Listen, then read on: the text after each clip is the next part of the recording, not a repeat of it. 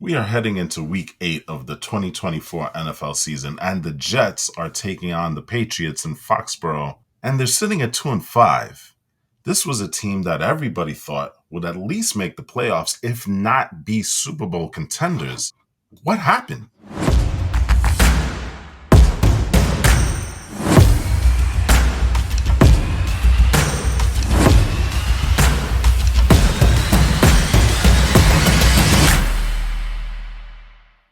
Hey, what's up, everybody? This is Walt, and I am your host. This is the Jets Landing Zone. Thank you for joining us. If you like what we do, if you like what we see, please remember to smash that subscribe button. Doesn't take you that much, but it goes a long way to helping us out on our channel.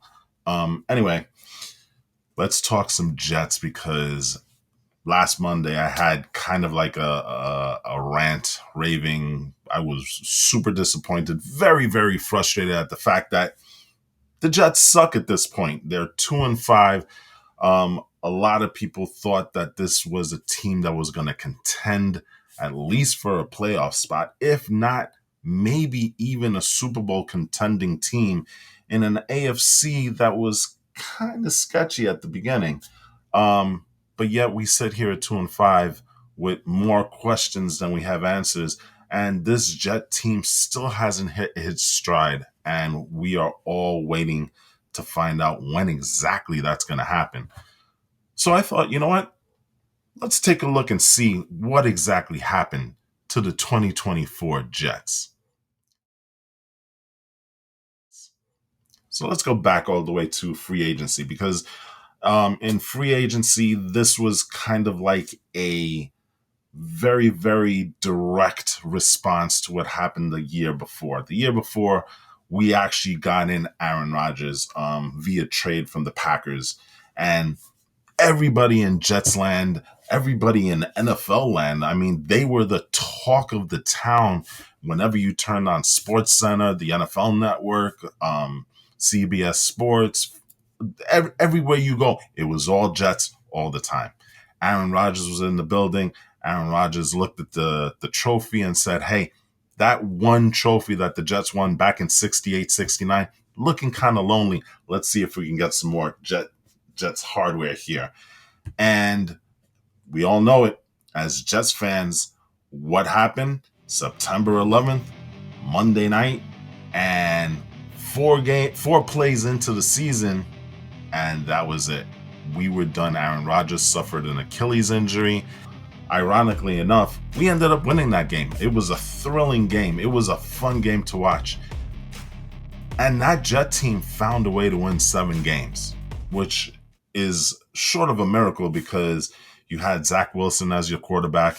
You had Tim Boyle as your quarterback. You had Trevor Siemian as a quarterback. I think there was another guy. I can't even remember who he was because they were just bringing in guys off the street. But they found a way to win 7 games. So we all thought as Jets fans, hey, Aaron Rodgers is coming back from his injury, Achilles tendon. We heard throughout the entire season that he was fast tracking it. If the Jets were in playoff contention last year, he was going to try and make a go of it. So we all thought Aaron Rodgers is coming back. We're going to have him for a full season. This Jet team is ready to roll. And not only that, but Joe Douglas and Woody Johnson seemed to make a committed effort to not only just stand pat with the team that they had, which was already talented.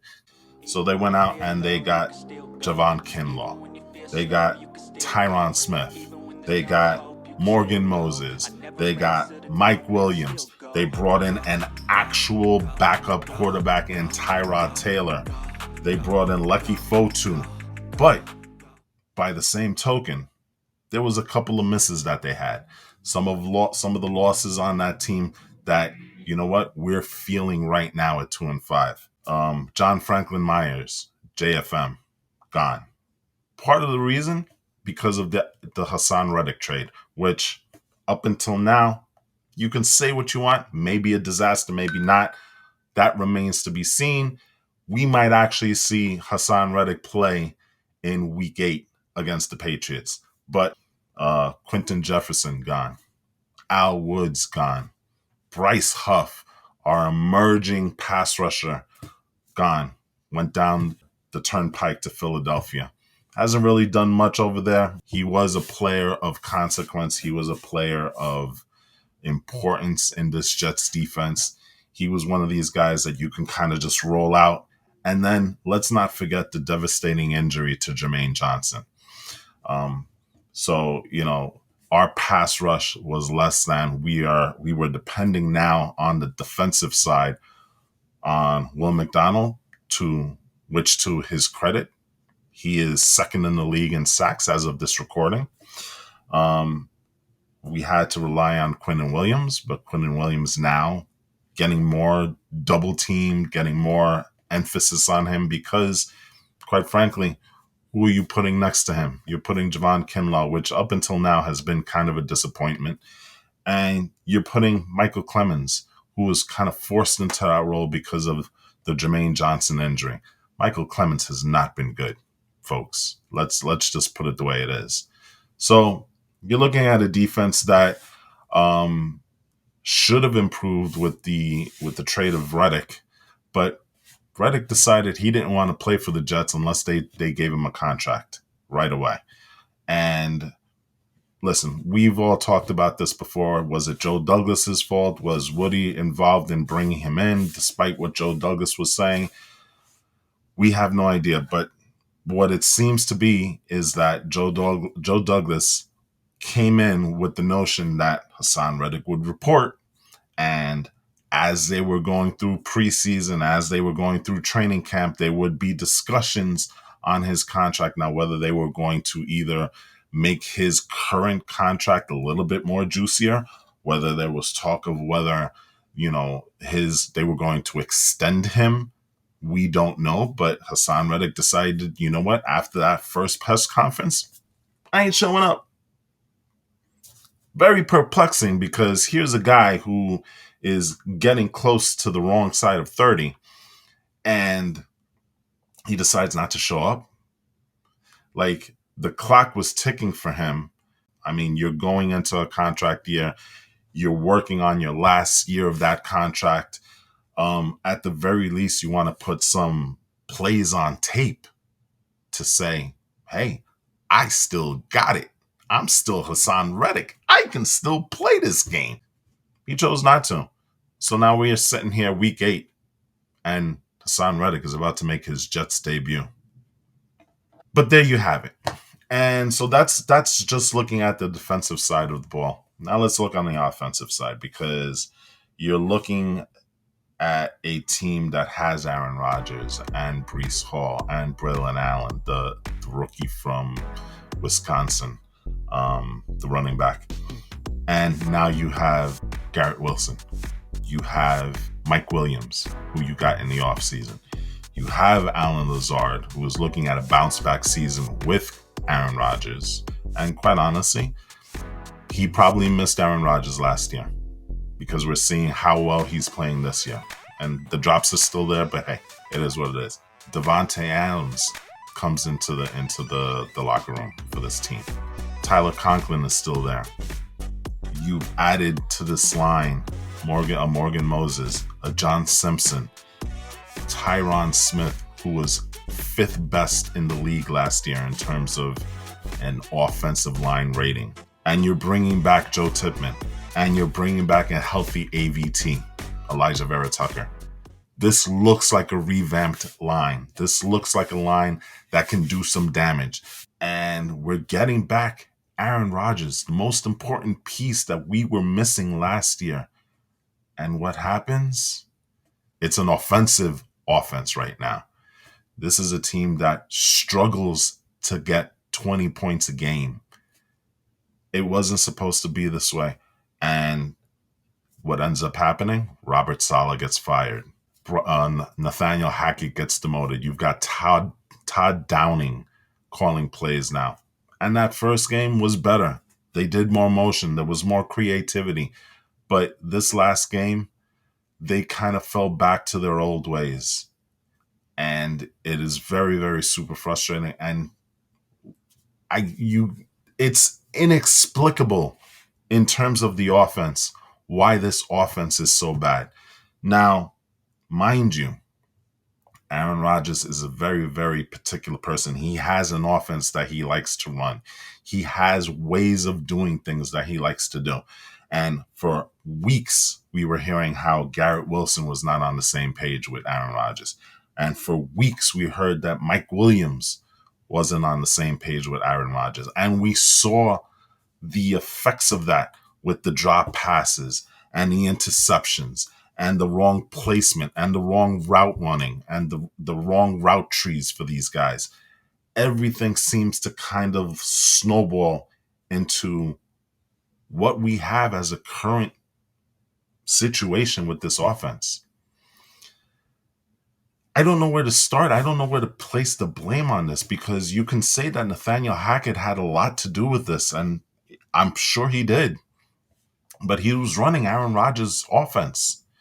And so Aaron Rodgers, at the very least, should have been comfortable. Now, you look at Aaron Rodgers, he does not seem to be the same player that he was even 2 or 3 years ago.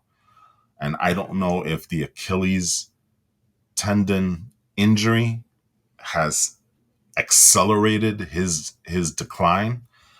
I don't know if the injuries that he has currently that he's working on, I know he has the ankle, the knees, and now just today, as of this recording, we're hearing that there's a hamstring injury. I don't know if that's affecting his throwing motion, but he looks tentative. He doesn't look sure of himself. All he does is short passes and back shoulder throws. We don't see a lot of accuracy when he's going down the middle of the field, and we are definitely not seeing, outside of the Hail Mary, these long deep throws. His mobility is limited. He can't move around in the pocket the way he did in the first couple of weeks. And again, that could be injury related, because he did suffer a couple of injuries here and there. He has been getting hit more often than not. But I also wonder, is this an Aaron Rodgers thing? Because you look at Aaron Rodgers right now, he's not in a good place. His body language is horrendous on the field. You constantly see him after a throw where something wrong happens, rolling his eyes, putting up his hands, not celebrating with his teammates after a touchdown. You see him isolated, just kind of being by himself, in of himself. And you wonder about the leadership that Aaron Rodgers is or isn't bringing to this team. This is a team that is very, very impressionable when it comes to Aaron Rodgers. I mean, you hear the reverence that these kids have for him, how Sauce Gardner is just totally in love with the way Aaron Rodgers is. They have their own little, celebration, greeting, whatever, and stuff like that. These are all guys that look up to Aaron Rodgers. Now, it's been said that Aaron Rodgers is not a voice in the locker room. And this goes all the way back to Green Bay. He's not a guy that gets up in front of the team and rah, rah, rah, tells this big, triumphant Ted Lasso type speech. That's not his way. He's kind of okay with letting other guys do that. And maybe that's fine. But you know what? You have a platform which you go to every Tuesday in Pat McAfee. I wonder if that may be a distraction, because remember, he famously said, when we're playing football, it should all be about football. He hasn't taken real accountability until the last Pat McAfee show. And again, he's doing it on a platform that doesn't directly talk to his teammates. So he's going on the Pat McAfee, and listen, I give him credit. He says the energy level is not there. It starts with me. A lot of the things that are going on starts with me. I have to be better. It starts with me. So kudos for you, Aaron Rodgers, for being able to say that on the Pat McAfee show. Are you doing that in your locker room? Are you going and bringing your guys together and say, hey, listen, we're going to get through this. I've done this before. You are a 20-year veteran here. You've done this before. You've started out, what was the story? He said 3-5. They ended up making the playoffs. There is a path for this team to be successful, but it has to start with Aaron Rodgers. It really, really does. And I don't see that up until now. What I do see out of Aaron Rodgers is the eye rolls and the throwing the heads up and the hands to the helmet and the darts, where his eye darts to his receivers when they don't make a play or when somebody runs around a bad route. He literally called out Mike Williams in a press conference, told him he wasn't running the red line. I don't know if you do that to a veteran. Mike Williams is an accomplished player in this league. Mike Williams doesn't have to be talked down. Yeah, he may be a Hall of Fame quarterback, but you know what? There's a level of respect that you afford your teammates, especially one as accomplished as Mike Williams. The guy's an all-star. You don't call him out in a press conference. Maybe what you do, Aaron Rodgers, is you pull him aside in the locker room and say, hey, dude, let's look at the tape together. We've got to figure this out because you were running one way. You should have been running the route this way. This is where I expected you to be instead of curling in off of the red line where I had to make that throw. Now, here's the thing, Aaron Rodgers. Just because that guy is where you're going, you don't have to throw it to him. And we've seen instances of that plenty of times where he's kind of focused on the one guy and other guys are running free. I don't know. There is something wrong with Aaron Rodgers right now. He's tentative. He's not seeing the field completely. And at least for me, there's some question about his leadership. Okay? But he's not the only reason that this offense is lacking, because Garrett Wilson has not had his best year this year. Just like I said before, he is not in sync with Aaron Rodgers. Now, is it that he has to rise to the level of where Aaron Rodgers is? Hey, maybe Aaron Rodgers has to go down a level to get to where his receivers are at this point. But clearly something's not working. And that second interception that occurred in the last game where it hit him right on the chest, I understand these things happen, but in a year where it's happened more often than not, for Garrett Wilson, it's not a good look. And you look at Breece Hall. Breece Hall has been fantastic in the pass game, not so much in the running game. He looks a little tentative. I don't know if let's look at it both ways, because there are times he's rushing into that line and not giving his linemen time to kind of create those holes.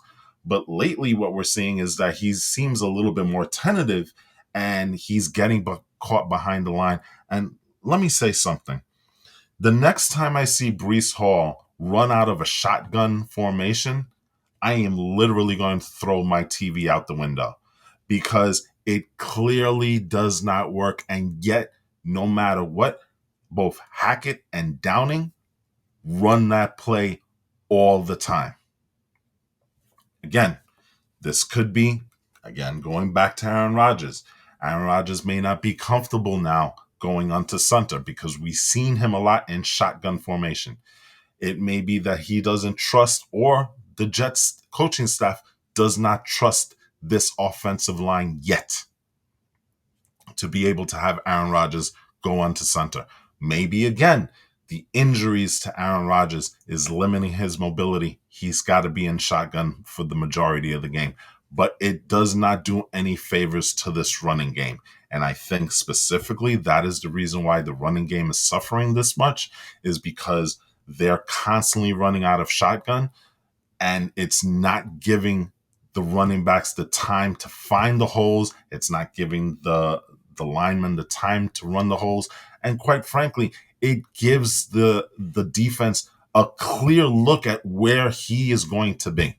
So, Breece Hall has issues. Tyler Conklin, I don't know what's going on with Tyler Conklin, to be quite honest. Tyler Conklin is a guy that had a career-type year last year for him. And it's clear that Aaron Rodgers loves his tight ends because he's accustomed to throwing to Mercedes Lewis when he was down in Green Bay all the time. Mercedes Lewis was a weapon for him. I don't understand why Tyler Conklin can't be that guy for Aaron Rodgers. It's perplexing to me. Again, it could be play calling, but that's where we are. So the offense in a whole has a lot of issues. And the thing about it, the most frustrating thing about it is that it's not just one guy. It's not just one unit. It's not just the wide receivers. It's not just the offensive linemen. It's not just the quarterback. It's not just the running backs. It seems like they take turns in screwing up. That's all I can say. They take turns in screwing up. If the offensive lineman, we have a good drive going, there's going to be a holding call. Or Garrett Wilson, you're lining up in the neutral zone. Or Breece Hall, it's movement before the snap. There is always something that derails this team on the offensive side and kills drives. And you know what? This team, for all the adversity that they faced in the previous years, I wonder if that's catching up to them now. Because previous years, yes, those things did occur, but it seemed like they've had a better response to those things than they did this year. This year, one thing happens and then everything falls apart.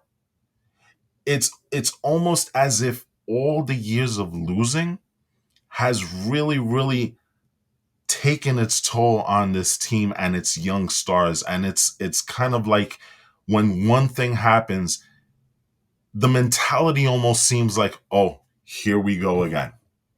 And I hate to use the word same old Jets, but here we go again. I don't know how you fix that. I guess you have to win. And there's been a lot of talk this week about that team pressing. I can believe that. I really, really can. Because I can see it in Garrett Wilson and I can see it in Breece Hall. I can see it in these guys where it's like, you know what? It feels like they have to make a play every single time that they touch the ball. It's almost like the defense, they've reversed roles, right? I don't know. But clearly there's something wrong. Let's talk about coaching, because coaching, it's almost shocking, and it's already 2 weeks past the firing of Robert Saleh.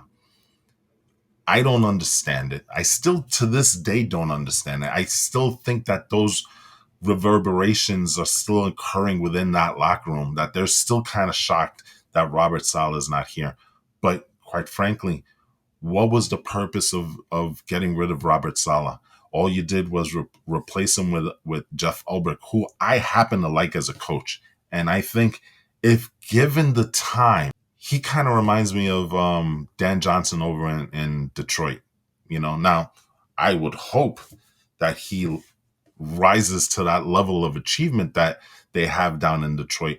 But that's who Ulbrich reminds me of. This tough, gritty former player, no nonsense. You've heard him curse in his press conferences and whatnot. It seems like he's trying to hold this team accountable and stuff.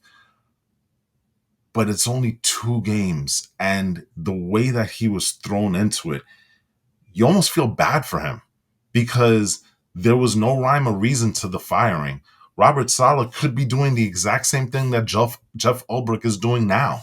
And probably we wouldn't see a decline in the defense right now if Robert Saleh was here. Robert Saleh was going to change play callers. That we all know that was going to happen. He could have done that. It didn't have to be Jeff Ulbrich. There was nothing really that you look at Robert Saleh and say, you know what? That was a definitive reason why you needed to fire him. Needed to fire him. But that's not the case. So we're stuck with Jeff Ulbrich. Dude, he's had 2 weeks to learn how to be a head coach. At least if this had happened at the beginning of the season, he would have had the entire offseason. He would have been able to kind of slide into the role. Understand what it takes to be a head coach. learn and be able to kind of like reach out to different players, different coaches and stuff like that, which he says he has.